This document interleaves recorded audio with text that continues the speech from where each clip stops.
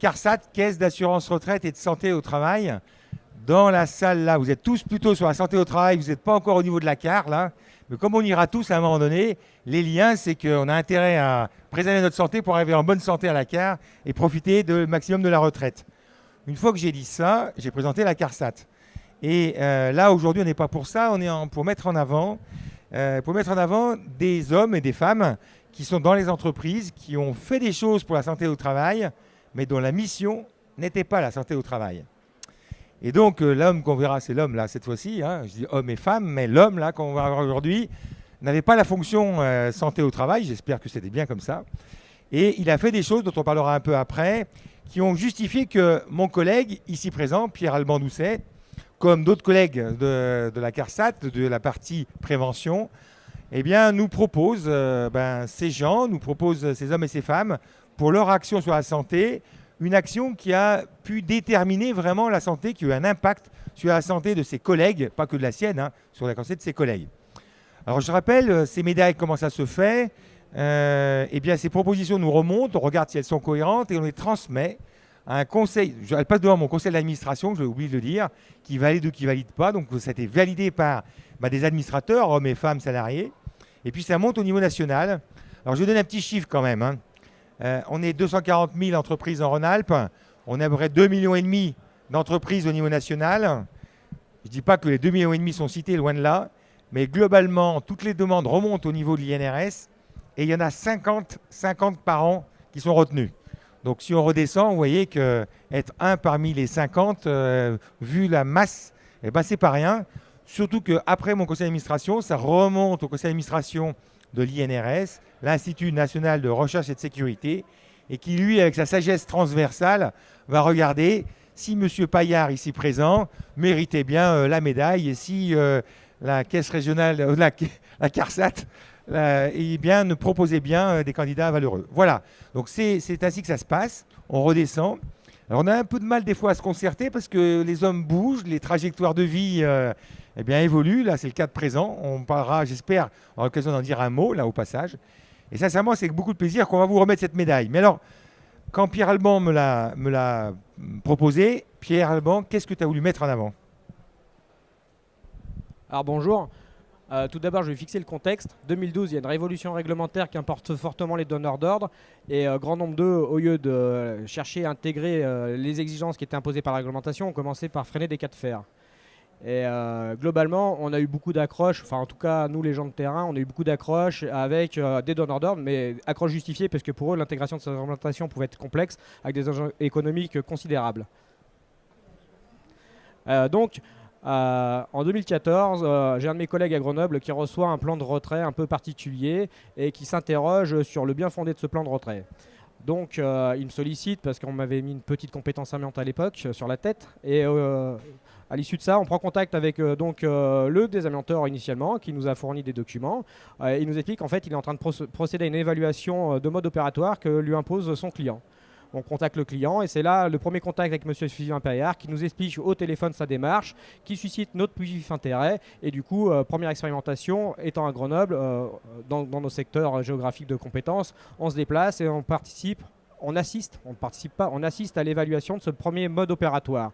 Et l'organisation générale qui est mise en place, les premiers résultats évidemment, étant positif, suscite notre curiosité et notre envie d'accompagner. Donc de fil en aiguille, grâce à des réseaux, on sollicite, puisqu'il leur manquait des situations un peu particulières, type plâtre amianté, on sollicite Lionel Seigné d'ailleurs, qui représente ici aussi l'USH, mais à l'époque était dans une autre organisation professionnelle, dans une autre entreprise. On le sollicite pour pouvoir aller tester ces modes opératoires sur des procédés qui étaient très émissifs, puisque les plâtres amiantés, en 2014-2015, faisaient la une de la presse, puisque dans les forges, à Oyonnax, les chantiers étaient bloqué, le coût était astronomique et des groupes de travail ont été mis en place par les ministères pour essayer de trouver des solutions innovantes. Donc, fort de ces constats, on a pu procéder et accompagner l'entreprise. Alors, si on a valorisé au travers de cette médaille M. Paillard, c'est pas tant pour l'accompagnement, parce il vous présentera la démarche globale, puisqu'il a une démarche en plusieurs étapes, une démarche à l'intention de son entreprise. Et là, il a construit une démarche globale, mais les expérimentations qu'il a fait, elle a pu profiter et il a partagé largement, puisque après Ventica, il y a 3 ans, il était notre grand témoin pour essayer de susciter des vocations et pour démystifier en fait finalement le risque amiante en sous-section 4. Effectivement, il y a des situations qui peuvent être compliquées, mais il existe aujourd'hui, grâce à des gens comme ça, des solutions qui sont infantiles, entre guillemets, simplissimes, et qui ne sont pas si compliquées que ça à mettre en œuvre et qui permettent de satisfaire les enjeux économiques, les enjeux humains et les enjeux réglementaires aussi. Je vais donc laisser la parole à Monsieur Sanchez qui représente Adoma. Bonjour, eh bien, je suis le représentant de la direction régionale d'Adoma. J'excuse Monsieur Picou et Monsieur Bro qui n'ont pas pu se déplacer aujourd'hui. Donc qu'est-ce qu'Adoma? C'est l'ex-Sonacotra, ça vous parlera davantage. C'est 72 000 solutions de logement et d'hébergement, mais du logement social, très social. Nous sommes la première marche de l'hébergement social en France. 72 000 donc, personnes hébergées, 12 000 environ sur la région Auvergne-Rhône-Alpes. Ce sont un peu plus de 2000 salariés, ce sont 500 personnes qui sont directement impactées dans la filière maintenance technique, dont Sylvain était le responsable, et donc qui a mis en place un certain nombre de process, des procédures lors de l'identification de présence d'amiante, puisque nous sommes le bailleur social, un des rares bailleurs sociaux à être propriétaire de l'ensemble de son parc. Et en étant propriétaire de son parc, on a une nécessité d'exploitation. Et l'ensemble de la filière maintenance était donc présente. Il a fallu donc mettre en place un certain nombre de techniques, de procédures que Sylvain a mis en place pour l'ensemble des salariés directement impactés sur les travaux. Donc des formations ont été mises en place. Et lorsque les salariés revenaient de ces formations, ils nous disaient « Oh, on ne peut plus rien faire, il y a de l'amiante, on ne peut plus rien faire. » Si, on peut faire, mais on fait différemment et on fait en fonction de la réglementation. L'objet étant de veiller à la sécurité non seulement de nos résidents, mais bien évidemment aussi de nos salariés. Voilà. Donc en gros, la pérennisation surtout de l'ensemble des procédures qui ont été mises en place, puisque ce que M. Sylvain Paillard a mis en place, nous l'avons pérennisé par le biais de procédures qui sont toujours en vigueur et qui fonctionnent particulièrement bien. Voilà, je le félicite et je lui laisse la parole et je lui souhaite surtout bonne chance dans ses nouvelles fonctions. Paillard, je vous en prie.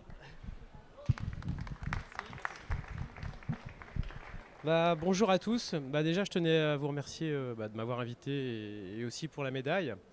Je dirais que ma première pensée va à mes opérateurs parce que la première des choses, si aujourd'hui j'ai une médaille, en fait, elle mérite à mes gars, ou mes anciens gars et les futurs gars d'ailleurs, parce qu'il faut bien à un moment donné se mettre à leur place et essayer de trouver des solutions les plus faciles pour eux à mettre en œuvre pour réussir derrière à continuer à travailler en respectant la réglementation, la santé des gens, et surtout des salariés, et puis aussi du public.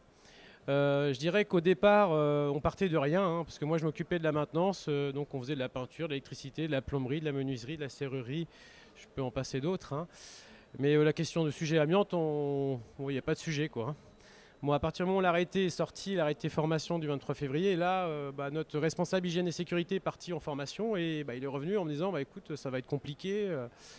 Et donc, on a essayé de trouver des solutions pour pouvoir continuer à travailler. La première des choses, c'était de se dire on va leur acheter des aspirateurs THE. Donc, vous imaginez 500 salariés, j'achète 500 aspirateurs.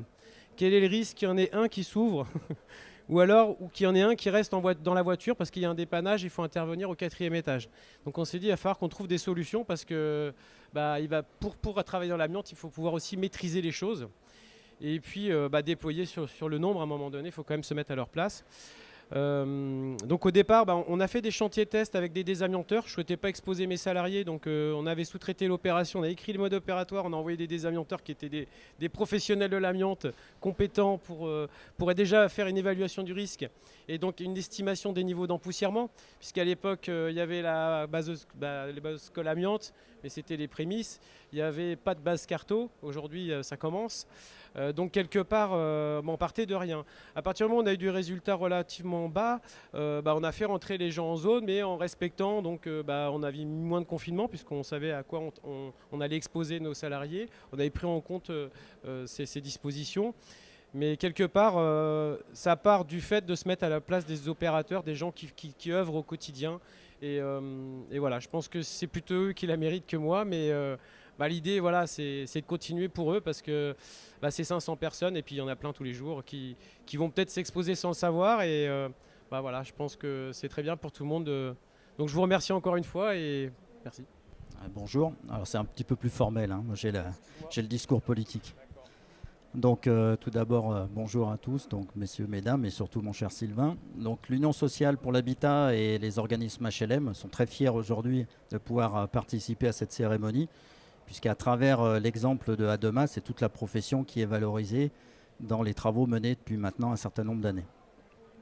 Donc la démarche engagée par Adoma est vraiment en tout point exemplaire. Exemplaire d'abord parce qu'effectivement elle vise à protéger d'une part les salariés, mais dans le cadre de nos activités, c'est aussi les occupants permanents de nos immeubles, que ce soit des immeubles effectivement avec des populations en difficulté ou des immeubles sociaux ou voire même des immeubles classiques avec des logements privés. La démarche est exemplaire, pourquoi? Parce que Adoma a réussi le tour de force de mettre autour de la table sur un sujet très compliqué, avec un contexte réglementaire très très fort, à mettre autour de la table donc des entreprises, des salariés, mais aussi des fabricants. Et ça, c'était pas une mince affaire lorsque le sujet a été engagé. Et donc, l'Union sociale pour l'habitat a regardé de très très près cette pratique, qui était une pratique usuelle par ailleurs dans d'autres domaines, que peuvent être la sûreté, dont on pouvait parler tout à l'heure, mais qui n'était pas forcément culturelle lorsqu'on parle de santé et de sécurité au travail. Cette initiative de pouvoir répondre justement à des réponses techniques et des nouvelles méthodes de travail, elle a permis surtout aussi de faire évoluer la profession. Et la profession, ce n'est pas uniquement les entreprises d'entretien et de maintenance, mais ce sont aussi les régies qui constituent aussi un cœur de métier important chez les organismes HLM, puisqu'on a des collaborateurs qui entretiennent au quotidien le patrimoine. Et pour vous donner une petite idée, entreprise plus collaborateurs issus du monde HLM, c'est à peu près 100 000 interventions de maintenance quotidienne dans le parc tous les jours sur 5 millions de logements. Donc on voit tout de suite l'ampleur effectivement du sujet et les engagements associés. L'expérience concluante qu'a menée Sylvain a permis de voir comment aussi faire bouger les lignes. En faisant bouger les lignes, c'est aussi rapprocher, comme l'a dit tout à l'heure Pierre-Alban Doucet, c'est de pouvoir effectivement rapprocher les lignes aussi avec les institutionnels et mettre autour de la table les institutionnels, les entreprises et les professionnels. Notre rôle n'est pas uniquement celui d'employeur. On parle bien sûr, bien évidemment, sur Préventica de sécurité au travail, mais n'oublions pas que nous sommes aussi des maîtres d'ouvrage, nous sommes des donneurs d'ordre, nous sommes des bailleurs et nous sommes bien évidemment des employeurs. Donc la nécessité de pouvoir travailler sur ces problématiques de protection de l'amiante sur l'ensemble des personnes, celles qui occupent nos locaux, qui occupent nos immeubles, mais aussi celles qui y travaillent au quotidien. Donc, par ces multiples initiatives qui ont été engagées, les organismes HLM, dont Adoma fait partie, prouvent aujourd'hui qu'il est possible pour les donneurs d'ordre d'amener doucement et sûrement les entreprises à trouver des solutions, comme on l'a entendu tout à l'heure, non pas simplistes, mais des solutions efficaces, des solutions moins contraignantes, moins onéreuses, parfois plus rapides, pour finalement amener un objectif toujours le même, celui de la protection des personnes. L'USH reste plus que jamais mobilisé sur ce sujet. La preuve, c'est qu'on est toujours présent et participant dans la campagne Carto actuelle, qui est engagée sur l'ensemble du territoire, et depuis peu acteur et promoteur de ces sujets de la prévention du risque amiante pour les interventions sous section 4, à travers un nouveau projet pour lequel on est lauréat au niveau du plan recherche et développement amiante, qui vise à aider l'ensemble des acteurs à trouver des processus innovants comme celui qui a été développé ou ceux qui ont été développés par Adoma et Sylvain Paillard.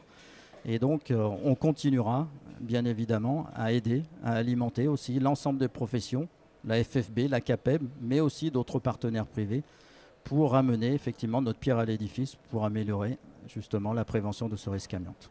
Voilà, donc pour conclure très rapidement, je remercie encore Sylvain d'avoir ouvert la voie, une voie, parmi tant d'autres, d'avoir mis en lumière sur tout le travail qui a pu être fait en région aussi Rhône-Alpes, puisque là c'est le régional de l'étape qui parle, donc, et de pouvoir continuer donc, avec les partenaires qui sont les CARSAT, OPPBTP, Direct et autres acteurs, de pouvoir continuer justement à tracer ce chemin et trouver des solutions qui soient vraiment pérennes et opérationnelles. Ça c'est l'objectif de tout le monde. Merci. fait l'idée de cette médaille, c'est que d'un acte comme ça, d'un acte d'une personne, il y a des portées qui sont très très fortes, très très larges et qui vont aller encore visiblement encore bien loin. Alors voilà, un premier d'abord, c'est le diplôme que vous pourrez, j'ai gardé les deux, vous allez l'ouvrir, que vous pourrez exposer, qui est quand même un diplôme signé par notre Institut national de recherche et sécurité qui s'expose. Et vous en avez finalement quelques-uns en France. Voilà, vous pouvez le prendre. Et alors, une médaille qui a son poids, vous verrez. Hein, ouais, c'est ça, elle a son poids. Voilà, une médaille qui a son poids, qui représente la ligne de prévention pour ceux qui connaissaient à une époque, hein, qui courait sur l'horizon et avec un germe là, qui grandit. C'est tout le temps la sécurité qui germe à travers la ligne qui va jusqu'à l'horizon. Le verre de l'amitié par la CARSAT et bien sûr aussi les autres acteurs du GRIA. Et on en profite puisque c'est la dernière manifestation du village amiante 2018 Lyon. Pour vous dire un petit grand merci et je vais passer la parole au président donc, du GIE. Bon, un petit mot très rapide qui est juste pour vous expliquer un peu la démarche. Alors, déjà, vous dire merci à tous. On est très content du partenariat CARSAT et GIE Réseau A+. Il faut savoir qu'aujourd'hui on se bat pour que ce partenariat continue aussi. Merci aussi dans le GIE, donc ce groupement d'intérêt économique. Aujourd'hui on veut apporter des solutions et continuer dans le même sens que M. Paillard à innover et à apporter des solutions en partenariat avec les retours d'expérience à la fois des bailleurs sociaux comme Sabine qui est très donc du CIL, Maison du CIL, oui, qui est très impliquée aussi dans ces démarches. Et le GIE, l'intérêt c'est de bosser avec plusieurs boîtes, mailler un peu le territoire. Et il faut savoir que peut-être qu'on est sur une dernière, tu viens de le citer, cérémonie. D'un autre côté, on a d'autres projets. Il y a Polytech derrière, le partenariat continue. Savoir qu'avec Polytech, le GIE a permis d'obtenir aussi l'emplacement pour la CARSAT, donc le GRIA, pardon, donc mais CARSAT direct et au PPVTP, etc. Et ce partenariat est important et ça ne pourrait pas se faire sans les acteurs économiques du GIE. Donc ces acteurs économiques, c'est des gens comme Axéo Amiante, donc, qui font de l'assistance à maîtrise d'ouvrage, maîtrise d'œuvre, donc l'accompagnement de bailleurs sociaux ou promoteurs divers.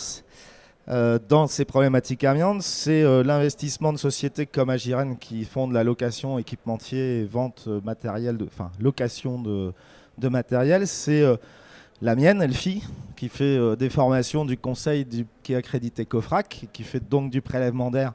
Et je pense qu'on a pas mal d'échanges, on fait beaucoup de chantiers tests, etc. Je ne me suis pas assez intéressé, par exemple, à la transmission au retour d'expérience Carto notamment qu'on pourrait faire, parce qu'on a aussi des retours. Et Calicine également. Voilà, tous ces acteurs économiques qui permettent de continuer ce partenariat, parce que il faut les investissements derrière. Donc voilà, donc je voulais surtout souligner un peu sur tout ça et remercier tout le monde. Et je vous souhaite donc une bonne continuation. On se donne rendez-vous sur Polytech. Et santé à tous, on peut boire un petit coup.